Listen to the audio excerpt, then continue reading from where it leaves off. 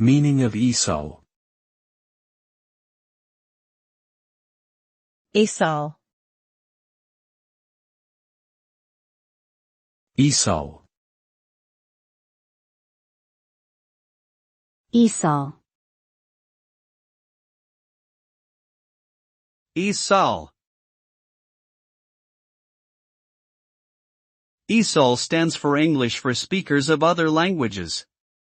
It is a term used to describe programs and courses that teach non-native speakers how to speak, read, and write English. These programs are designed to help individuals improve their communication skills in English for personal and professional reasons, such as job opportunities or further education. ESOL courses often involve interactive activities and exercises that focus on grammar, vocabulary, pronunciation, and comprehension. By attending ESOL courses, students can gain the confidence and skills necessary to communicate effectively in English and integrate into their communities.